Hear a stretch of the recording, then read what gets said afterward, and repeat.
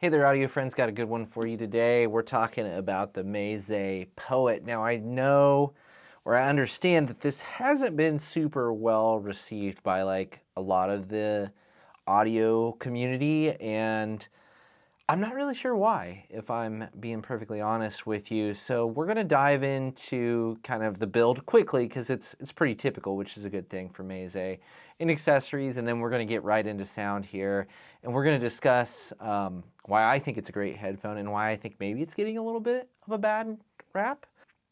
It's a Meze. It's fantastically built. We'll talk about that here in a second. It does come with a hard case. The hard case isn't super impressive, I wouldn't say. It's honestly very plasticky feeling, but you know, as far as serving its purpose and protecting the headphones when they travel, I mean, I think it does that just fine. Not much in the way of accessories. You got a nice kind of color match cable. The cable feels very well built. I mean, it feels really nice. I'm gonna be honest, I didn't use it.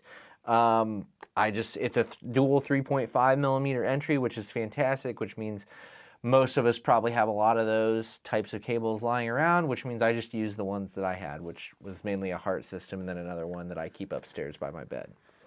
Okay, so that's it for accessories, right? Like, that's pretty simple. But you know, where this thing shines is its build. Just like every Meze headphone, this thing is like meticulously designed, crafted, put together.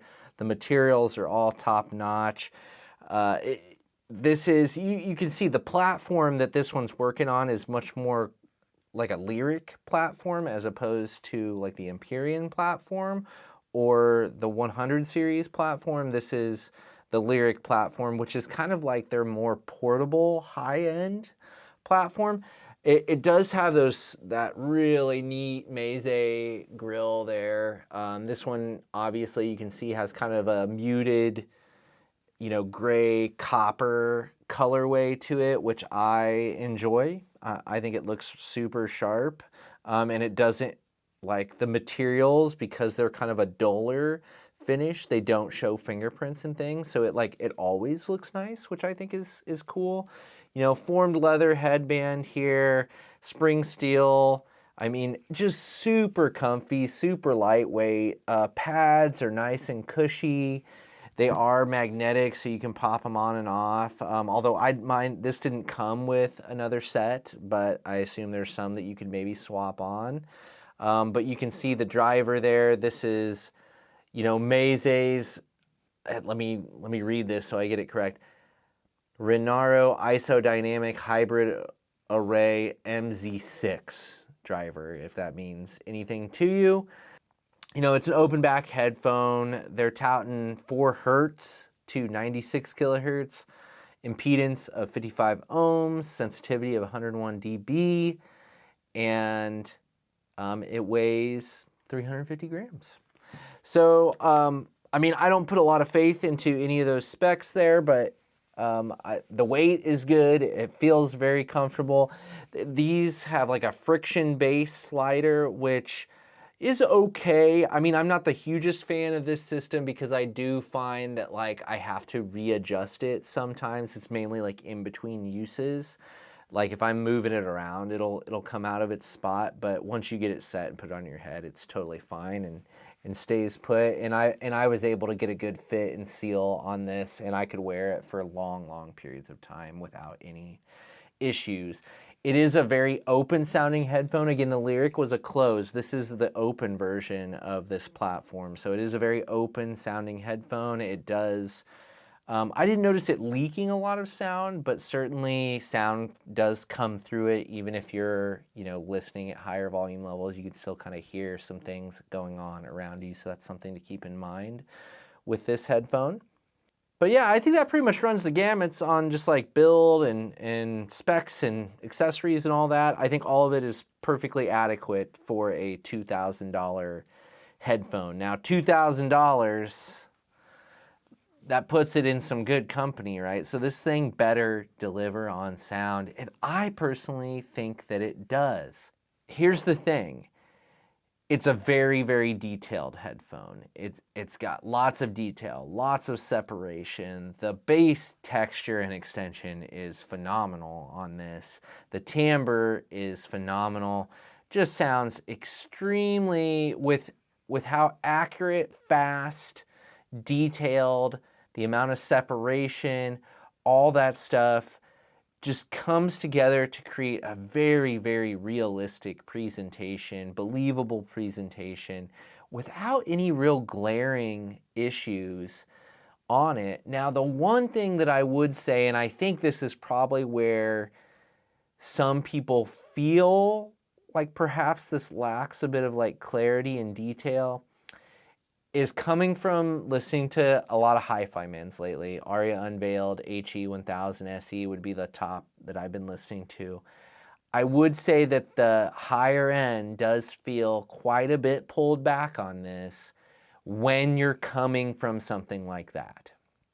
The hi-fi mins, I think, tend to, really put forward some of those upper end details, which, gives you a phenomenal sense of clarity. And then when you go to something that doesn't do that, kind of your gut reaction is you're missing something. But I'm going to tell you what, after listening to these kind of exclusively for a couple of weeks, whereas initially when I was on an amp that had tone controls or a little bit of EQ available, like my Element 3, it has a very rudimentary EQ system in it, I would actually turn the highs up just a little bit. But I didn't feel the need to do that after I had gotten used to the sound signature of these. And what I found was that I just felt like I could naturally hear all the details if I just kind of let it play the way that it wanted to play. And what really convinced me of this was I was listening on the XD05T in bed one night, like before I was going to sleep.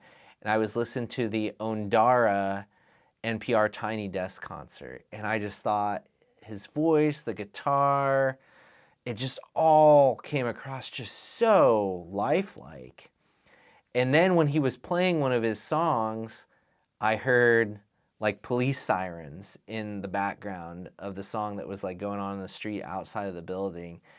And it wasn't something that was like you could easily miss it if you weren't really paying attention, but it was the fact that it was there and was a very convincing presentation of him singing, but then also having, while he was singing, the sirens in the background. It just kind of blew me away a little bit as far as putting me there, in and amongst all of it.